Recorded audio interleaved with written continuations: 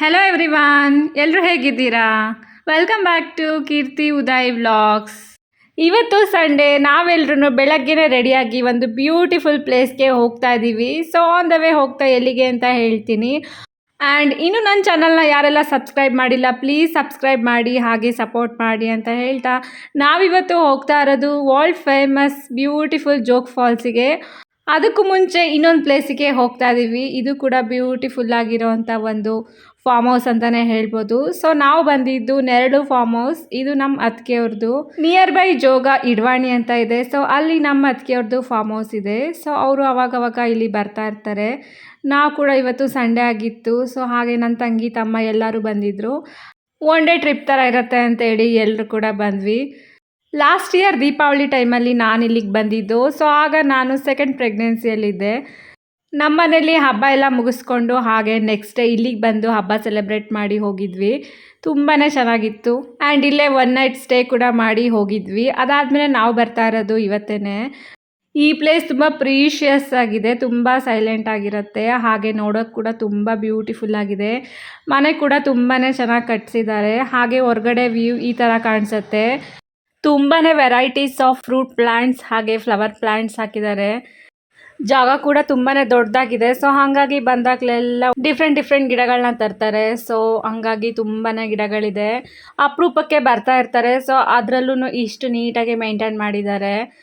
And ಕೆಳಗಡೆ ಒಂದು road ಕೂಡ ಬರುತ್ತೆ. ಸೊ ಅಲ್ಲಿ ತೋಟ ಕೂಡ ಇದೆ. ಹಾಗೆ ಸ್ವಲ್ಪ ಮನೆಗಳು ಕೂಡ ಅಲ್ಲೇ ಬರುತ್ತೆ. ಹಾಗೆ ಅಣ್ಣನಮ್ಮ ಕೂಡ ಇರ್ತಾರೆ. ಸೊ ಅವರು ಇಲ್ಲಿಗೆ ಅವಾಗವಾಗ ಬಂದು ಹೋಗಿ ಮಾಡ್ತಾ ಇರ್ತಾರೆ. ನಾವು ಸ್ವಲ್ಪ ಹೊತ್ತು ಹೊರಗಡೆ ಕುತ್ಕೊಂಡು ಟೈಮ್ ಪಾಸ್ ಮಾಡ್ತಾ ಇದ್ವಿ. ಮಳೆ ಕೂಡ ಬರ್ತಾ ಇತ್ತು. ಸೊ ಹಾಗೆ ಪಾಪು ಕೂಡ ಇದ್ಲು. Hi, hello Rajkumar.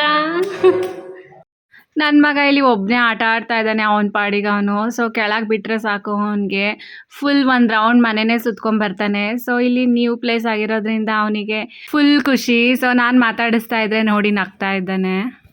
ಮನೆ ಒಳಗಡೆ ಈ ರೀತಿ ಇದೆ. ಸೊ 2 ಬೆಡ್ರೂಮ್ ಇರೋವಂಥ ಈ ಮನೆ, ಹಾಗೆ ಕಿಚನ್ ಕೂಡ ಇದೆ. ಸೊ ಇಲ್ಲಿ ಅಡುಗೆ ಮಾಡ್ಕೊಳ್ಳೋದಕ್ಕೆ ಥಿಂಗ್ಸ್ ಕೂಡ ಇಟ್ಟಿರ್ತಾರೆ. ಸೊ ಅವಾಗವಾಗ ಬರ್ತಿರ್ತಾರಲ್ಲ, ಸೊ ಹಾಗಾಗಿ ಕೆಲವೊಂದು ಐಟಮ್ಸ್ನೆಲ್ಲ ಇಲ್ಲೇ ಬಿಟ್ಟೋಗಿರ್ತಾರೆ. ಸೊ ನಾವು ಮನೆಯಿಂದನೇ ಆಲ್ಮೋಸ್ಟ್ ನಾನ್ ವೆಜ್ ಎಲ್ಲ ಪ್ರಿಪೇರ್ ಮಾಡಿಕೊಂಡು ತೊಗೊಂಡು ಬಂದಿದ್ದೆ. ಸೊ ನನ್ನ ತಮ್ಮ ಕೂಡ ಇಲ್ಲಿ ಸ್ವಲ್ಪ ರೆಡಿ ಮಾಡ್ತಾ ಇದ್ದ.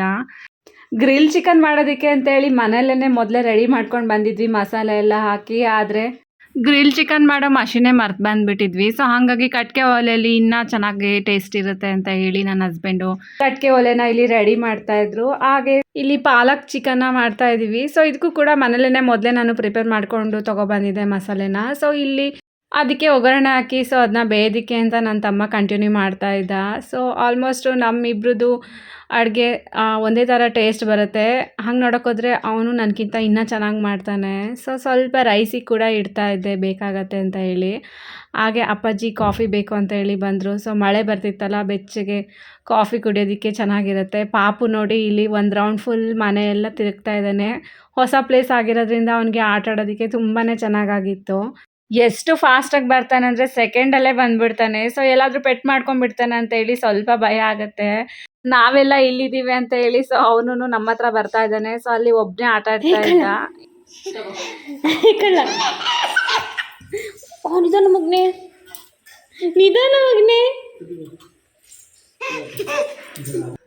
ಇಲ್ಲಿ ತಂದೂರಿ ಚಿಕನ್ ರೆಡಿ ಆಗ್ತಾ ಇದೆ. ಸೊ ಸ್ವಲ್ಪ ಮಳೆ ಬರೋದು ಹೋಗೋದು ಆಗ್ತಿತ್ತಲ್ಲ, ಸ್ವಲ್ಪ ಒಲೆ ಹತ್ಸೋದು ಕಷ್ಟ ಆಯಿತು. ಫೈನಲಿ ನನ್ನ ಹಸ್ಬೆಂಡು ಒಲೆ ಹತ್ತಿಸ್ಕೊಟ್ರು. ಹಾಗೆ ತಮ್ಮ ಕೂಡ ಇಲ್ಲಿ ಮಾಡ್ತಾ ಇದ್ದಾನೆ.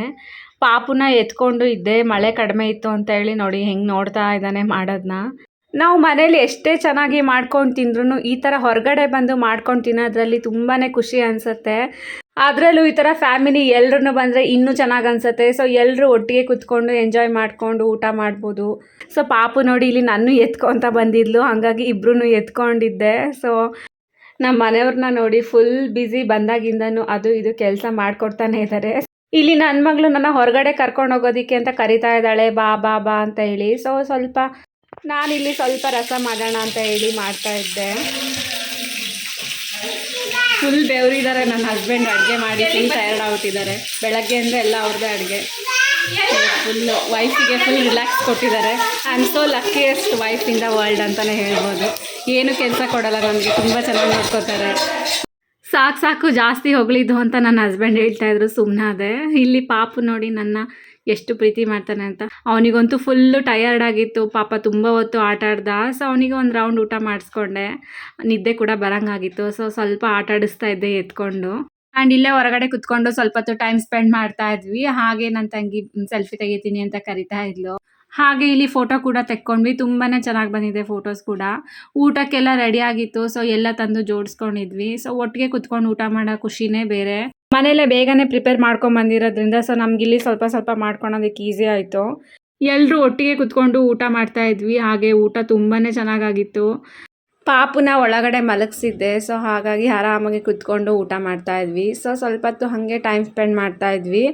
ನನ್ನ ಹಸ್ಬೆಂಡ್ ಇಲ್ಲಿ ಎಳ್ನೀರು ಕೇಳ್ತಾ ಇದ್ರು. ಸೊ ಒಳ್ಳೆ ಊಟ ಆಯಿತು, ಹಾಗೆ ಎಳ್ನೀರು ಕುಡಿಯೋಣ ಅಂತ ಹೇಳಿದ್ವಲ್ಲ, ಎಲ್ರಿಗೂ ಒಂದೊಂದು ಎಳ್ನೀರು ಕಿತ್ಕೊಡ್ತಾ ಇದ್ರು. ಫೋಟೋಶೂಟ್ ಕೂಡ ನಡೀತಾ ಇತ್ತು ಇಲ್ಲಿ.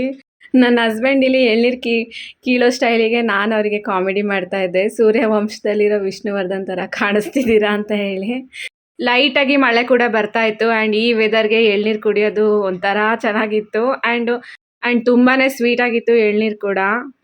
ಮೇಜರ್ ಮಿಸ್ಸಿಂಗು ಇಲ್ಲಿ ಅಣ್ಣ ಅದಕ್ಕೆ. ಸೊ ಅವರು ಇದ್ದಿದ್ರೆ ಇನ್ನೂ ಚೆನ್ನಾಗಿರ್ತಾ ಇತ್ತು.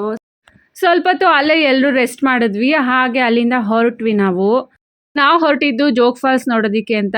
ನೀರು ಎಷ್ಟು ಕಡಿಮೆ ಇದೆ ನೋಡಿ. ಹಾಗೆ ಫುಲ್ ರಶ್ ಇತ್ತು, ಸಂಡೇ ಆಗಿತ್ತಲ್ಲ, ಸೊ ಫುಲ್ ಜನ.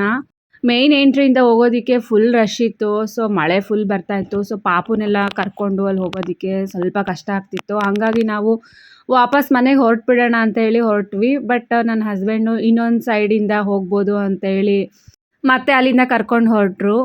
ಪಾಪು ಇಬ್ರಿಗೂ ನನಗೆ ಜೋಗ್ ಫಾಲ್ಸ್ ತೋರಿಸ್ಬೇಕು ಅಂತ ತುಂಬಾ ಆಸೆ ಇತ್ತು. ಫಸ್ಟ್ ಟೈಮ್ ಅವರಿಗೆ ತೋರಿಸ್ತಾ ಇರೋದು. ಸೊ ಹಾಗಾಗಿ ನನಗೆ ಡಿಸಪಾಯಿಂಟ್ಮೆಂಟ್ ಆಗುತ್ತೆ ಅಂತ ಅಂದ್ಕೊಂಡೆ. ಬಟ್ ನನ್ನ ಹಸ್ಬೆಂಡ್ ಅದನ್ನ ಫುಲ್ಫಿಲ್ ಮಾಡಿದ್ರು. ಸೊ ಫುಲ್ ಖುಷಿ ಆಯಿತು ನನಗೆ.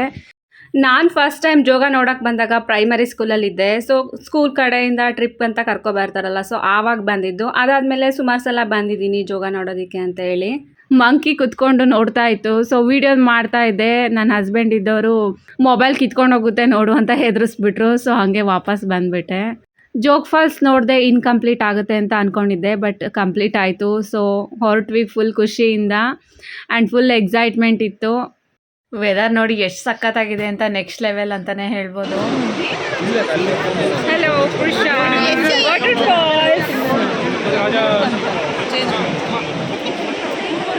Oh my God.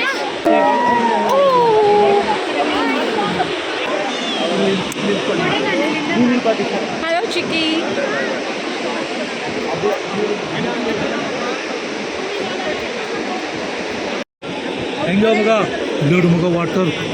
ಮೇನ್ ಎಂಟ್ರಿಲಿ ನೋಡೋಕ್ಕಿಂತ ಇಲ್ಲಿ ತುಂಬಾನೇ ಚೆನ್ನಾಗಿ ಕಾಣಿಸ್ತಿತ್ತು. ಸೊ ರಾಣಿ ಬಂಗ್ಲೆ ಅಂತ ಏನೋ ಹೇಳ್ತಾರೆ, ಗೊತ್ತಿಲ್ಲ ಪ್ಲೇಸ್ ನೇಮ್ ಏನು ಅಂತ ಹೇಳಿ. ಸೊ ಇಲ್ಲೂ ಕೂಡ ತುಂಬಾ ಚೆನ್ನಾಗಿ ಕಾಣಿಸುತ್ತೆ. ಅಲ್ಲಿ ರಶ್ಶು ಇದೆ ಅಂತ ಹೇಳಿ ಇಲ್ಲಿ ಬಂದರೆ ಇಲ್ಲೂ ಕೂಡ ತುಂಬಾ ಜನ ಇದ್ರು. ಸಂಡೇ ಆಗಿರೋದ್ರಿಂದ ತುಂಬಾ ಕ್ರೌಡ್ ಇತ್ತು. ಸೊ ನಾವು ವ್ಯೂನ ಎಂಜಾಯ್ ಮಾಡಿಕೊಂಡು ಪಾಪುಗೆ ನಾನು ತೋರಿಸ್ತಾ ಇದ್ದೆ ವಾಟರ್ ಫಾಲ್ಸ್ ಅಂತ ಹೇಳಿ. ಸೊ ಅವಳು ನೋಡ್ತಾ ಇದ್ಲು. ಫಾಲ್ಸ್ನ ನೋಡಿಕೊಂಡು ಮನೆಗೆ ಹೋಗೋಷ್ಟರಲ್ಲಿ ಈವ್ನಿಂಗ್ ಆಗೋಗ್ಬಿಡ್ತು. ಈ ವ್ಲಾಗ್ನ ನಾನು ಇಲ್ಲಿಗೆ ಎಂಡ್ ಮಾಡ್ತಾ ಇದ್ದೀನಿ. ಸೊ ನಿಮ್ಮೆಲ್ರಿಗೂ ಈ ವ್ಲಾಗ್ ಇಷ್ಟ ಆಗಿದ್ರೆ please like, share and comment. Next ಬರೋ ವ್ಲಾಗ್ಸ್ಗೆಲ್ಲ ಹೀಗೆ ಸಪೋರ್ಟ್ ಮಾಡ್ತಾ ಇರಿ. Thank you so much. And ಎಲ್ರಿಗೂ ಬಾಯ್ ಬಾಯ್.